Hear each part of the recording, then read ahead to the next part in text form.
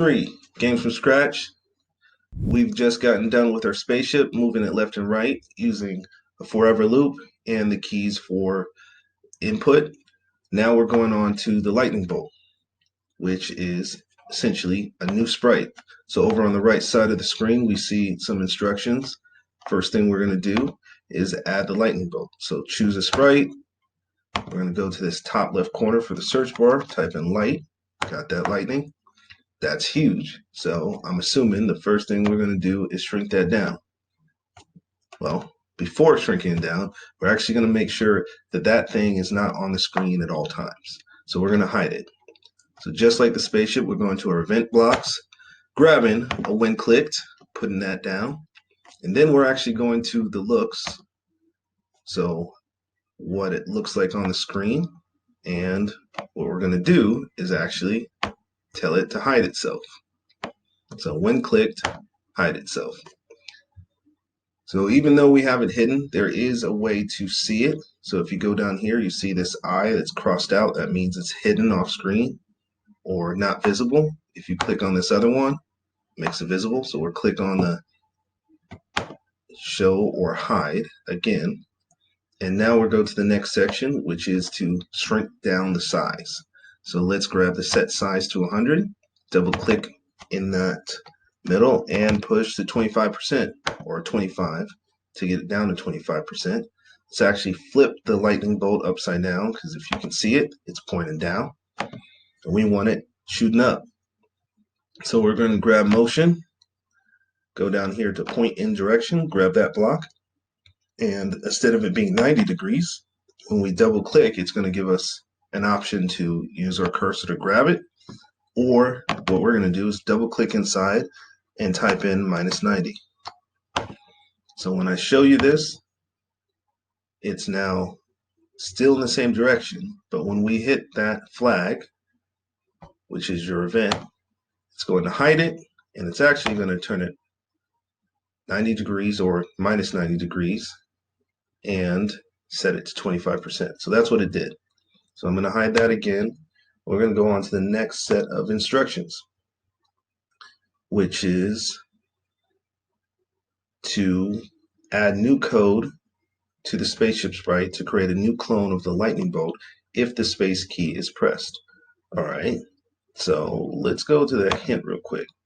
So when green flag is clicked, keep checking forever if the space key is pressed. If the case, and in that case, create a clone of the lightning sprite. That's good. I think I could figure that out, but I'm curious about this part because it says some new code to the spaceship sprite. So it doesn't want the lightning sprite, it wants the spaceship sprite. That's interesting. All right, let's see how that works. All right, so I guess you can create a clone of another sprite under that's cool. Didn't know that. So learn something. All right, so that's what the code's going to look like. It wants us to do this under the spaceship sprite. So we're going to select that one. We're going to go to the events, grab a when clicked, and we're going to go for a forever loop under controls. And then we're going to add an if then with a open block. And just like we did with the last one, we're going to go to sensing, grab the key space pressed. So we do want space this time. And then we're going to grab a control for creating a clone. So that's at the very bottom. You see when I start as a clone, create a clone of myself, delete this clone.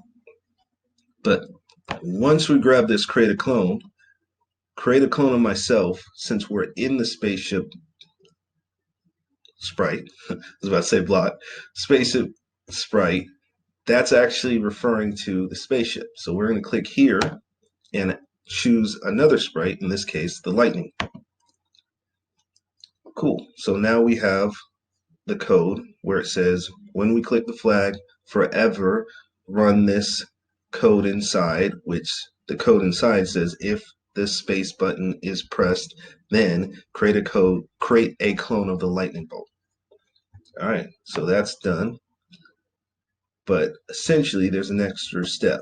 which means we have to go back to the lightning bolt now, since we are going to be focused on what that lightning bolt's actions are going to be. We're going to add the code under that. And we're going to create a clone. And that clone is going to find the spaceship wherever it is, show the lightning bolt, and start moving up. So just like that game we just played where it was shooting up, we're going to make that action ourselves. So the first thing is to grab a when I started as a clone, which is under control. And then we're going to make sure it finds the spaceship. So when you start a clone, it needs to find the spaceship. So grab the go to random position, click on the arrow, and now we can choose the spaceship. So now it's going to go to the spaceship. And since it's hidden,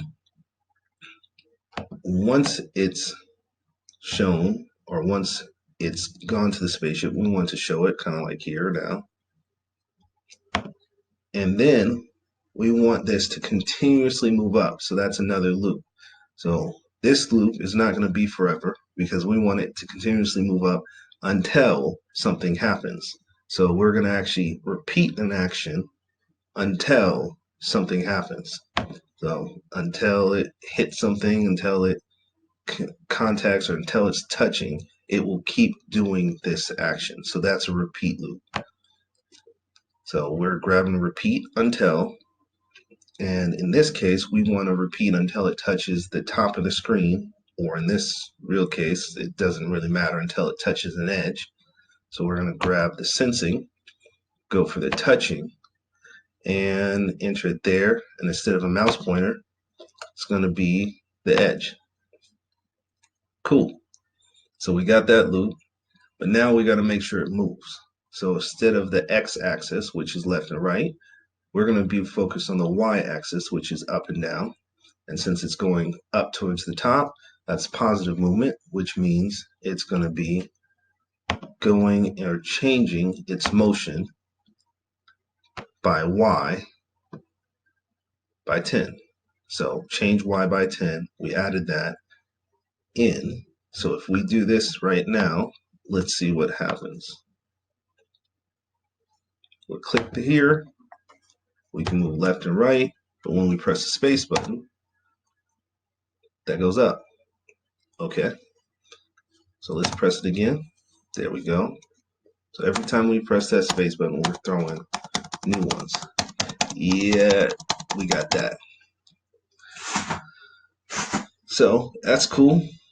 But in order to make it go away, we just need one more step, which is to add a delete clone. Because since we're making a clone and running it through all these steps, and it's going to repeat itself until it touches the edge, that means after it touches the edge, it's going to stop changing by y by 10, which means that's why it's stopping at the top, but it's not disappearing because we haven't given it that code yet. So in this case, instead of disappearing, we're actually going to tell it to delete itself.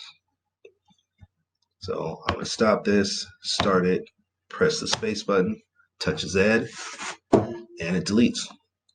All right, that's that lightning bolt. So on to the next step.